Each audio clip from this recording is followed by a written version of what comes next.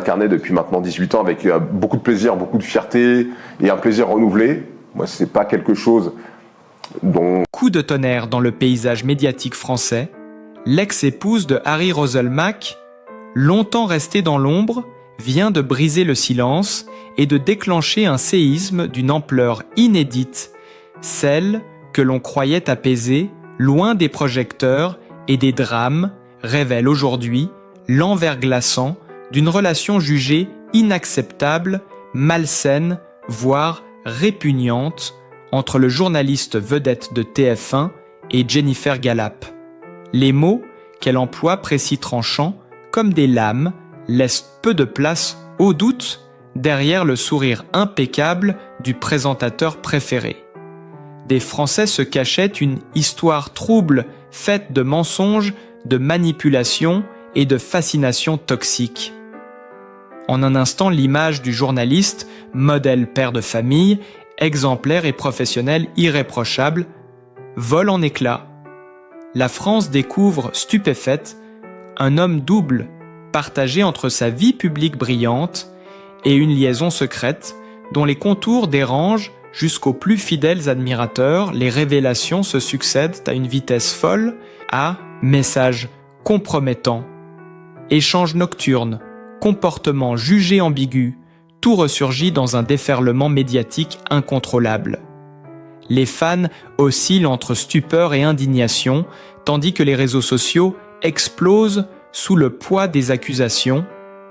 Les tabloïds s'emparent du scandale. Chaque mot devient une arme, chaque image un soupçon. Les collègues de plateau, choqués, évitent les questions, tandis que les rédactions de Paris ne parlent plus que de ça. Ce que l'ex-femme de Roselmack décrit dépasse la simple trahison sentimentale. C'est un univers de faux semblants de désir inavoué et de culpabilité étouffée qui s'effondre au grand jour. Ce drame intime devient une affaire publique et le nom de Harry Roselmack, hier symbole de respect et de discrétion, se retrouve désormais associé à un scandale d'une intensité rare.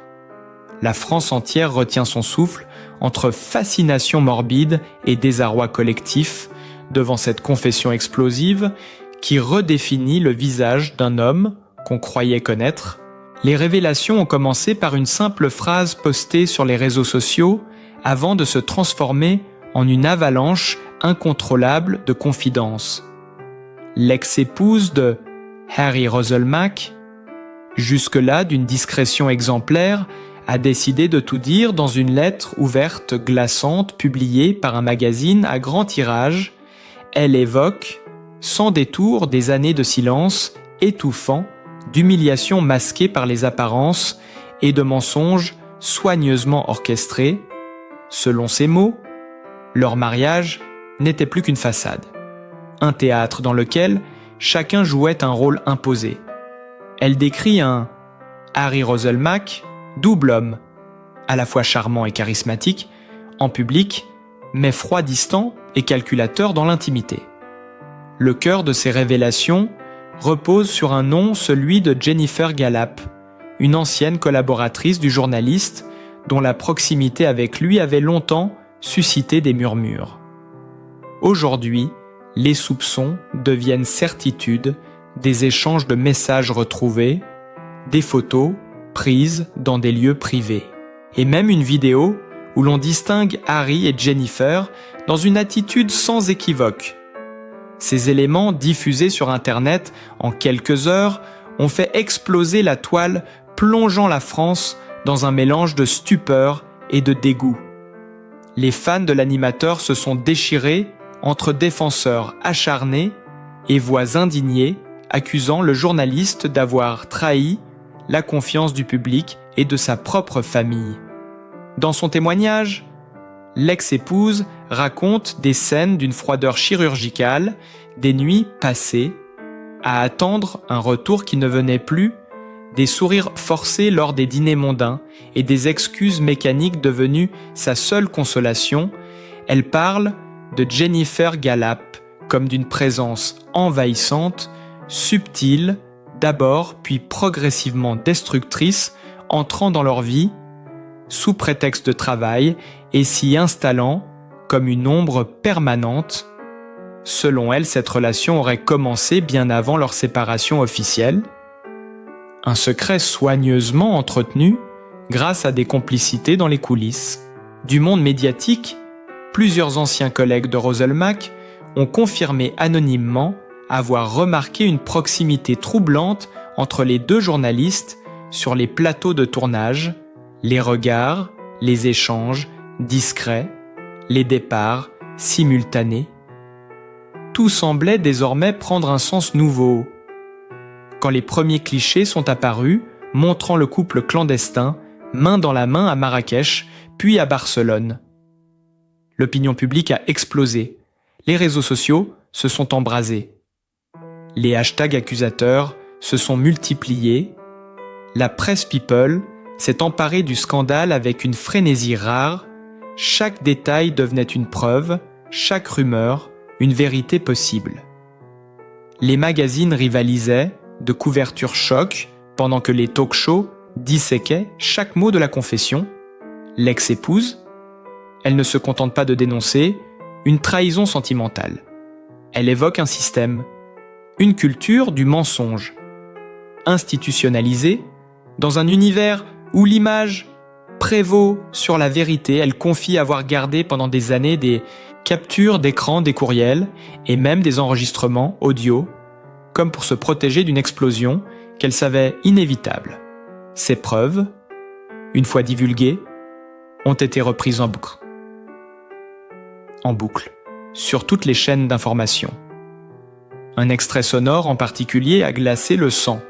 On y entend une voix attribuée à Roselmack évoquer sa peur que tout s'effondre. Si Jennifer parlait trop, la phrase résonne encore comme une confession indirecte. Les réactions ne se sont pas fait attendre. Les associations féministes ont salué le courage de l'ex-épouse, tandis que d'autres dénonçaient une vengeance médiatique.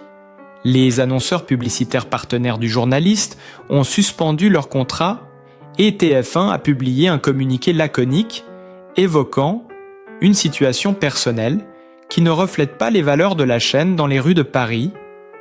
Les conversations tournaient autour d'un seul nom, celui de Roselmack, symbole d'un déclin brutal de l'image publique d'un homme adulé. Hier encore pour sa droiture, l'affaire prenait des allures de drame national entre fascination morbide et malaise collectif. Les collègues journalistes parlaient à voix basse, redoutant que de nouveaux enregistrements n'émergent, car selon certaines sources, il y en aurait d'autres, encore plus compromettants. La tension est montée d'un cran lorsque des photos inédites ont circulé, montrant Jennifer Galap sortant précipitamment de son appartement parisien, visage caché par des lunettes noires et un manteau trop grand. Les paparazzis la suivaient de près. Les caméras braquées sur elle, comme sur une criminelle, présumée, chaque geste, chaque souffle devenait un indice à décrypter. La frontière entre information et voyeurisme s'effaçait totalement. Le scandale dépassait désormais les protagonistes. Il devenait un miroir de la société, de sa soif de vérité et de son goût pour la chute des idoles. Les chaînes d'information diffusaient en boucle des débats sur la moralité des figures publiques, tandis que sur les réseaux, les internautes transformaient la tragédie intime en spectacle collectif. Certains défendaient la liberté d'aimer. D'autres exigeaient la destitution de l'homme des antennes. Cette tempête médiatique semblait ne devoir jamais s'arrêter. Chaque heure apportait son lot de révélations d'images, volées de témoignages contradictoires et d'aveux partiels.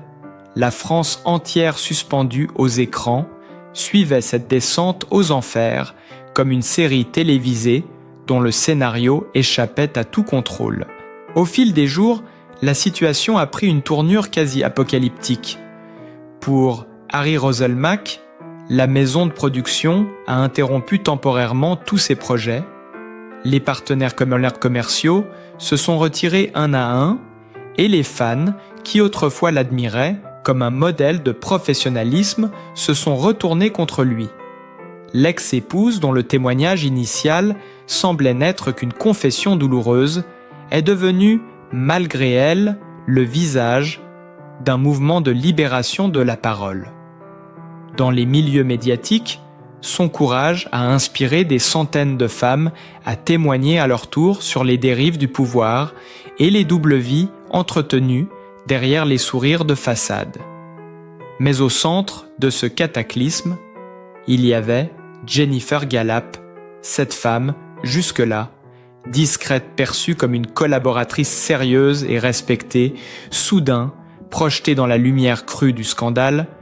Son nom s'étalait à la une des journaux.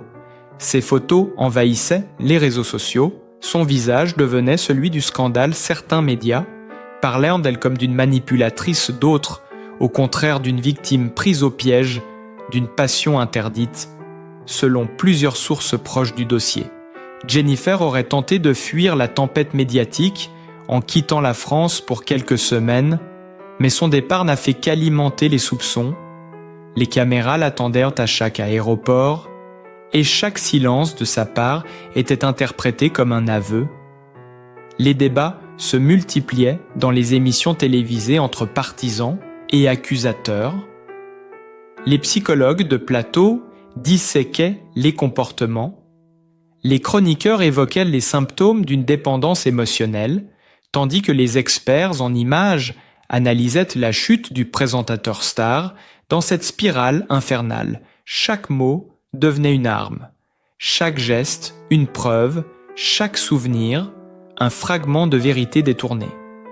Les tabloïds ont publié des extraits de journaux intimes attribués à l'ex-épouse, dans lesquels elle racontait la lente agonie de son couple, les absences prolongées, de Harry, les excuses répétitives, les promesses jamais tenues, et cette impression constante de n'être plus qu'un figurant dans sa propre vie.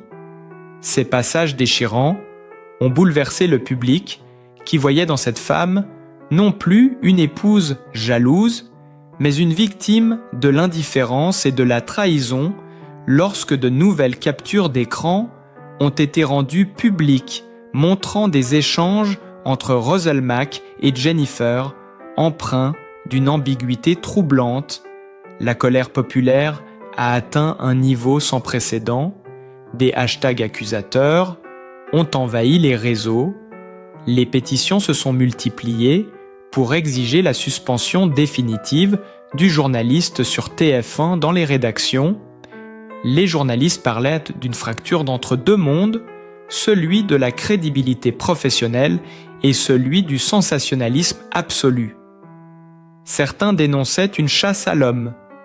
D'autres voyaient dans cette affaire le symbole d'une hypocrisie généralisée où le mensonge devient monnaie courante pour sauver les apparences. La tension était telle que même les amis proches du couple ont préféré se taire, refusant toute apparition publique par peur d'être associés à l'affaire. Dans un dernier rebondissement, un ancien collaborateur de la chaîne a confié sous couvert d'anonymat qu'il existait des vidéos tournées lors d'événements privés susceptibles de confirmer la relation cachée entre Harry et Jennifer. Cette déclaration a agi comme une bombe, relançant l'intérêt médiatique et provoquant une panique dans les coulisses. Les avocats du journaliste ont immédiatement menacé de poursuites, mais le mal était déjà fait.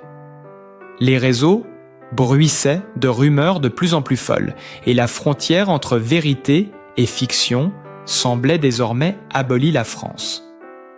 Tout entière observait cette déchéance spectaculaire comme on regarde une tragédie grecque moderne, un homme autrefois adulé pour son intégrité, entraîné dans la tourmente de ses propres contradictions, un amour interdit devenu poison public, et une femme blessée transformant sa douleur. En détonateur social, les caméras se relayaient devant son domicile. Les flashs crépitaient à chaque apparition. Le pays entier semblait suspendu à la prochaine révélation. Chaque matin apportait un nouveau titre, une nouvelle fuite. Un nouveau cri de colère sur les ondes, rien ne semblait pouvoir arrêter cette descente vertigineuse où la frontière entre le privé et le scandale se confondait totalement, transformant une histoire d'amour brisé en affaire d'état médiatique. Plus les jours passaient, plus la tension devenait insoutenable. Les chaînes d'information en continu ne parlèrent plus que de cela. Chaque émission spéciale disséquait les moindres détails de la chute d'un homme autrefois intouchable. Les rues de Paris s'ornaient d'une criarde où les visages de Harry Roselmack et de Jennifer Gallap se faisaient face comme dans un duel sans fin. Les plateaux télé s'enflammaient. Les chroniqueurs s'accusaient les uns les autres de partialité, tandis que les journalistes de la vieille école dénonçaient un cirque médiatique indécent. Mais rien n'y faisait, la curiosité collective se nourrissait du drame et chaque nouvelle fuite relançait la machine infernale. C'est alors qu'une série de photos inédites a surgi sur Internet, publiées anonymement sur un forum avant d'être reprise par tous les sites People. On y voyait Roselmack dans un hôtel de la côte basque, accompagné de Jennifer. Des images floues, volées dans l'intimité qui ont glacé le sang du public, semblaient confirmer la version de l'ex-épouse et anéantir les dernières défenses de l'animateur. L'équipe de communication de TF1 a tenté en vain de contrôler l'incendie en diffusant un communiqué évoquant une manipulation de l'image, mais le mal était déjà fait. Les fans se sont sentis trahis, non seulement par l'homme, mais par l'icône même qu'il incarnait.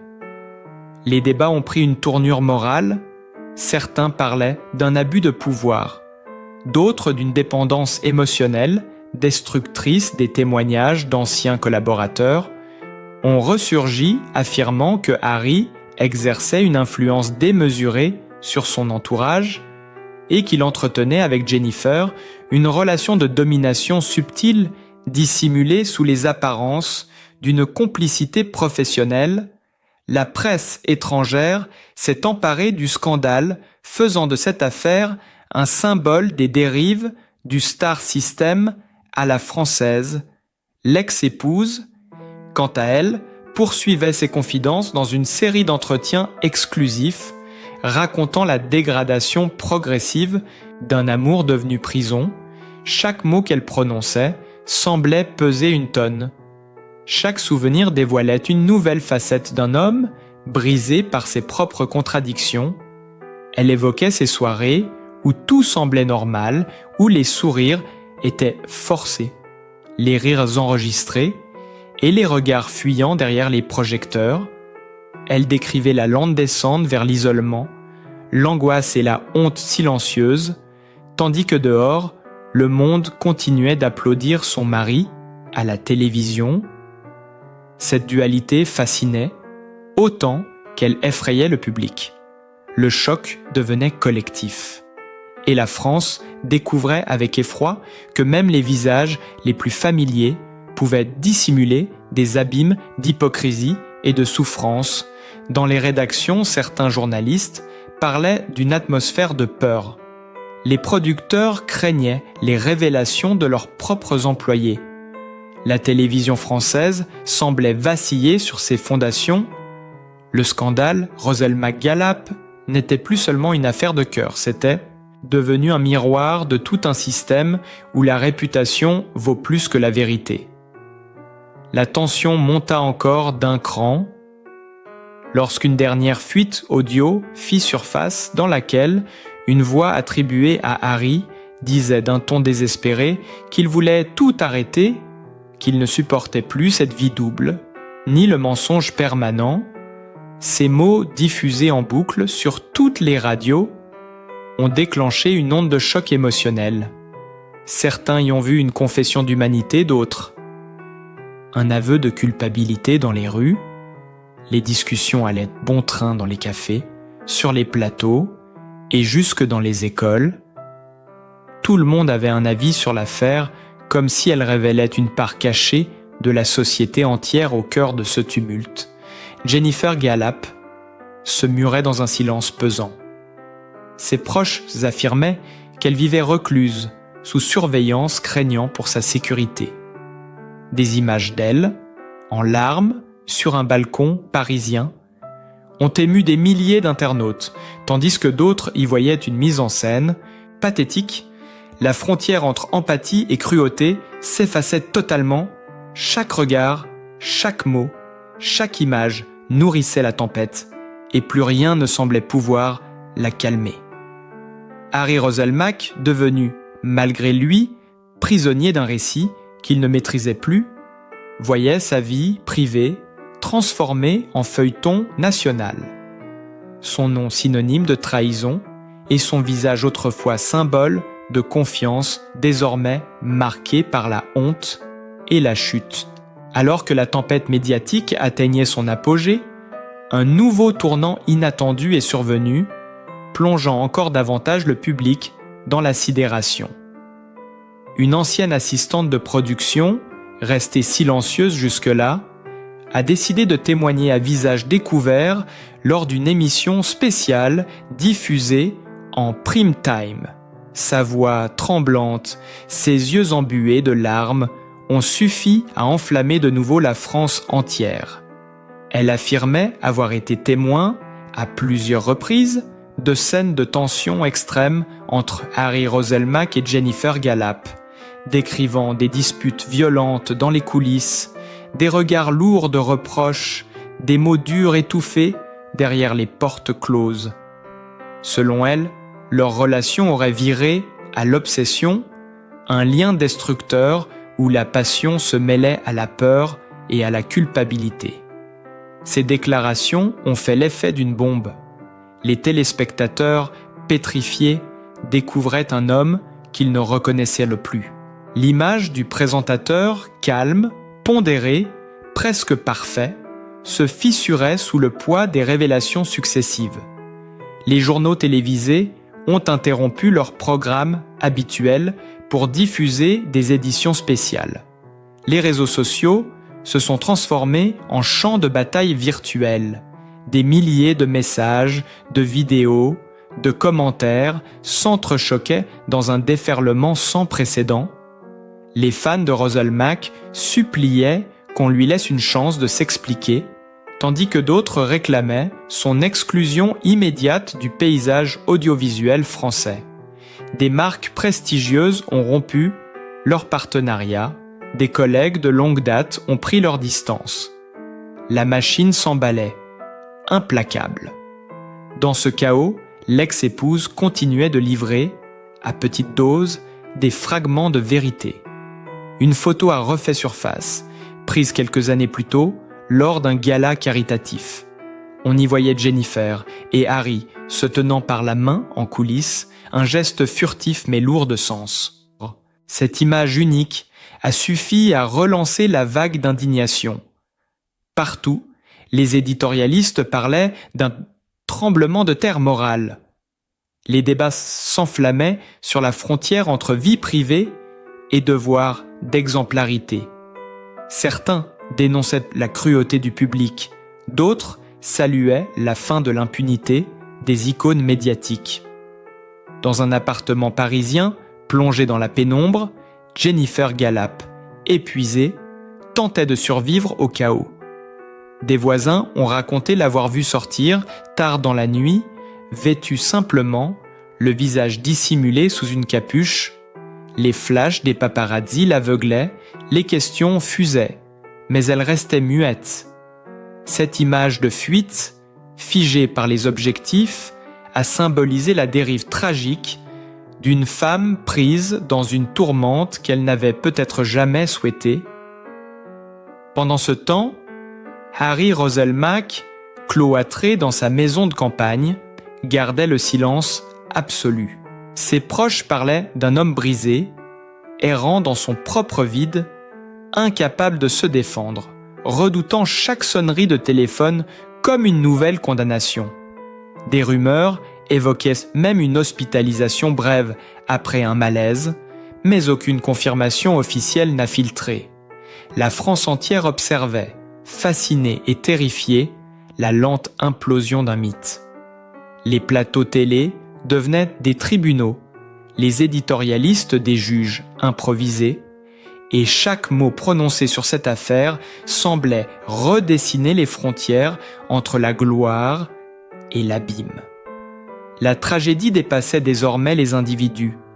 Elle mettait à nu la soif collective de voir tomber les idoles, la fascination morbide pour la chute des puissants.